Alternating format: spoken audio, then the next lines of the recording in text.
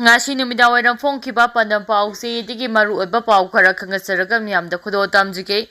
yellow proof sing pau phodom inanaba UCM na tonga proof sing lusingba sing unaba haukhrai yellow proof sing apama force ama sagatuna thengnaba mathau tai UCM lamdam asida khuna minariba yellow proof kontraga mari asige marakta pau phodom inaba amade reconciliation tawba mathau tabana yellow proof sing marakta pau phodom inanaba haukiba September thadagi tonga community singilu singwa sing unaduna mifam phodom inaba haure han United Committee Manipur UCM na phongdarakli UCM ge Information and Public Relations IPR ge Secretary Choibam Anil na thadorapa chero amana hai mito meansa kaya lepalaitina hajilakliba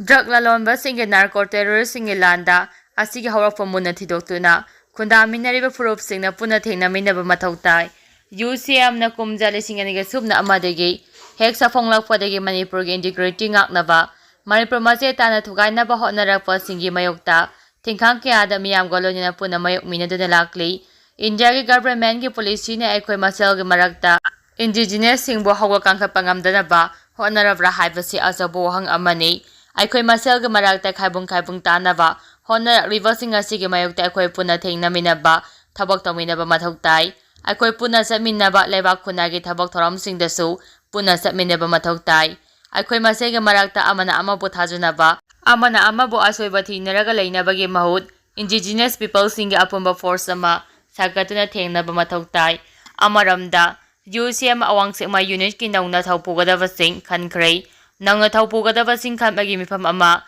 khongjang leiba community hall da ngasi pung 10 makhai tabada UCM ki president YK Diren Advanced Women Society के President Thangjam Amubi, UCM Awang Sema Unit के Advisor Khoirapam Daramana Tharomapu oina saruk yaki, Awang Sema area asi yamna maru oiba mafamni, Thawmi singna thawai hakchang yaungna thabak thoram sing pangthokpiu, Unit asi ke naungna khalaba singdi, Chairman Ayangbam Suresh, Vice Chairman Khoirapam Ibobi, Secretary General da Samurakpam, Prasanta na singbani haina chero asina makatarakli, makatarapa pauda, Numit marine suraba phaoba RIMS ki Morgue mama macha gi ashiba hakchang loudri khongjang sangsinkrei basanti amadi lanchembi mama macha gi singnaningai oiba misiga mari lenena semkiba Joint Action Committee Against the Unnecessary Death of Basanti and Lanchembi ni laikhidraba mama macha asigi langlalan jem phothongna bale paletena khongjang sangsinduna lakpagi saru ama oina ngasi samurauda miyam golonina wakami phamdana khongjang sangsinkrei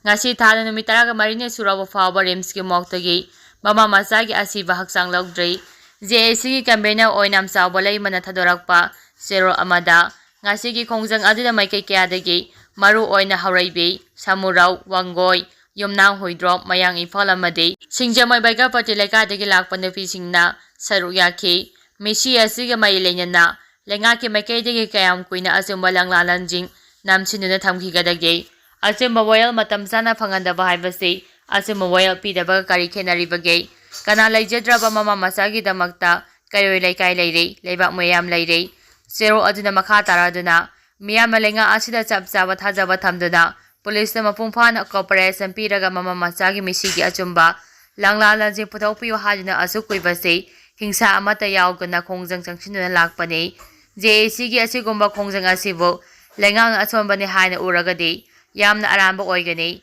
Manipur de laiba mara paibising crime against women and child gi hiramda thabak toriba sing women's right protection gi damakta lepliba organization sing amadi atei CSO sing nasu aramba tawba sing gi mayokta leptuna puna akama khongjang changsiminaba matam yaudribra haina sincero aduna makatarakli makatarapa paugda lal haruf anina athingba pirakpadigi SD demand gi mifamai pakhidrei Lona Tingrava Lalar Fanin Ating Matamlakpadegi, Scheduled Draft Demand Committee Manipur, SDDCMG, Miamgi Mipamai Pang na Pangtopangam Kidray, Ating Malakpana Maram Oraga Mipam Yatok Lavaso, Maite Mite Singbo Scheduled Draft List that Sadalo Haiba Kolaudi, Ninganava Latina Pandam Pang Driva Phaoba, Samina Kisi Haina Coordinating Body Scheduled Draft Demand Committee Manipur, CDSDDC Campaigner, Wycombe Anandana Pongdokray. Manipur government in action of the demand for inclusion of indigenous Maite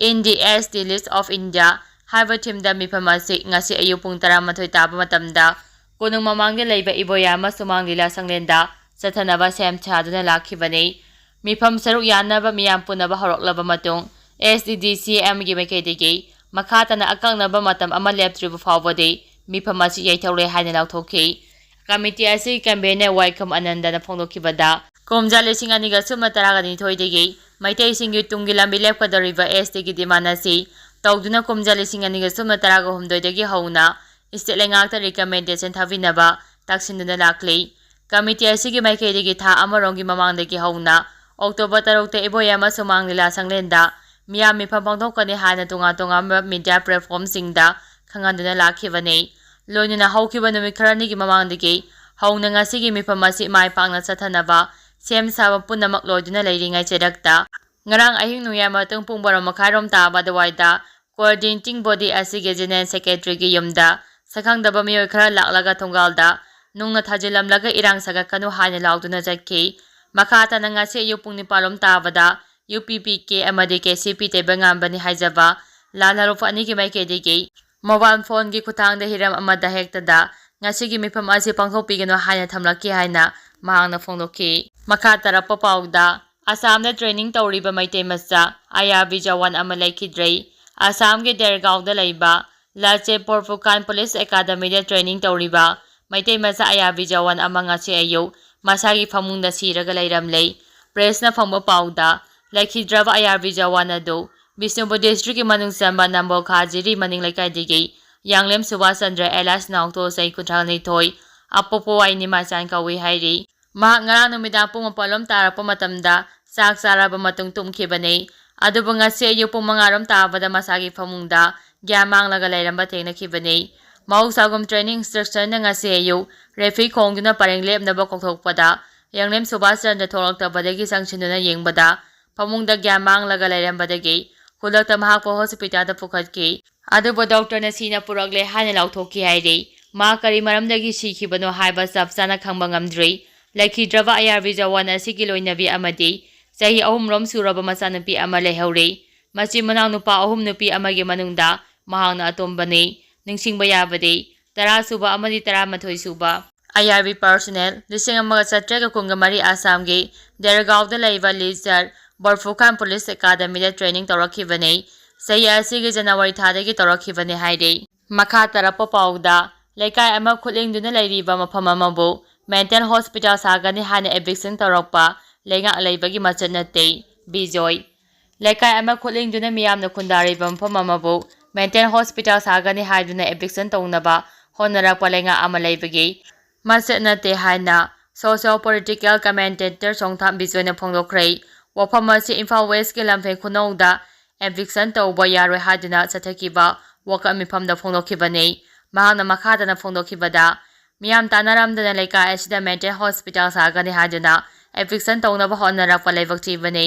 ꯊꯧꯑꯣꯡ ꯑꯁꯤ ꯂꯩꯉꯥꯛ ꯑꯃ ꯂꯩꯕꯒꯤ ꯃꯆꯠ ꯅꯠꯇꯦ꯫ Mental hospital ꯑꯁꯤ ꯃꯐꯝ ꯑꯁꯤꯗ ꯅꯠꯇ꯭ꯔꯕꯗꯤ ꯃꯅꯤꯄꯨꯔꯒꯤ ꯑꯇꯩ ꯃꯐꯝꯗ ꯁꯥꯅꯕ ꯃꯐꯝ ꯂꯩꯇ꯭ꯔꯕꯔꯥ? ꯆꯠꯊꯔꯛꯂꯤꯕ ꯊꯧꯑꯣꯡ ꯑꯁꯤꯗꯤ ꯂꯩꯉꯥꯛ ꯄꯣꯂꯤꯇꯤꯀꯦꯜꯂꯤ ꯑꯇꯟꯕꯅ ꯇꯥꯔꯒꯦꯠ ꯇꯧꯕꯅꯤ꯫ ꯅꯨꯃꯤꯠ ꯈꯔꯅꯤꯒꯤ ꯃꯃꯥꯡꯗꯁꯨ ꯅꯨꯃꯤꯗꯥꯡꯒꯤ ꯃꯇꯝꯗ ꯑꯦꯚꯤꯛꯁꯟ ꯅꯣꯇꯤꯁ ꯊꯦꯠꯄ ꯂꯥꯛꯄꯗꯒꯤ ꯏꯔꯥꯡ ꯊꯣꯛꯈꯤꯕ ꯂꯩꯈ꯭ꯔꯕꯅꯤ꯫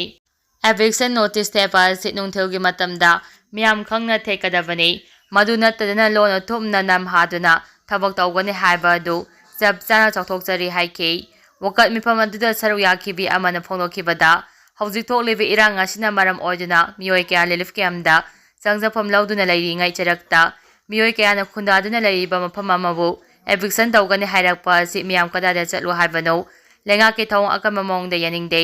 ꯀꯔꯤꯒꯨꯝꯕ ꯅꯝꯍꯥꯗꯨꯅ ꯑꯦꯚꯤꯛꯁꯟ ꯇꯧꯅꯕ ꯍꯣꯠꯅꯔꯛꯂꯕꯗꯤ ꯏꯁꯥꯅ ꯏꯁꯥꯕꯨ ꯃꯩ ꯊꯥꯗꯨꯅ ꯁꯤꯖꯕꯒꯤ ꯈꯣꯡꯖꯪ ꯆꯪꯁꯤꯟꯒꯅꯤ꯫ ꯍꯣꯁꯄꯤꯇꯥꯜ ꯁꯥꯒꯦ ꯍꯥꯏꯔꯕꯁꯨ ꯃꯤꯌꯥꯝꯒꯤ ꯃꯣꯡꯐꯝ ꯃꯊꯛꯇ ꯁꯥꯕꯤꯌꯨ ꯍꯥꯏꯈꯤ꯫ ꯋꯥꯀꯠ ꯃꯤꯐꯝ ꯑꯗꯨꯗ ꯁꯔꯨꯛ ꯌꯥꯈꯤꯕꯁꯤꯡꯅ ꯂꯝꯐꯦꯜ ꯃꯩꯇꯩ ꯂꯩꯀꯥꯏ ꯇꯛꯊꯣꯛꯄ ꯌꯥꯔꯣꯏ, ꯂꯩꯉꯥꯛꯀꯤ ꯊꯧꯑꯣꯡ ꯌꯥꯅꯤꯡꯗꯦ ꯍꯥꯏꯅ ꯈꯣꯜꯂꯥꯎ ꯀꯌꯥꯁꯨ ꯂꯥꯎꯈꯤ꯫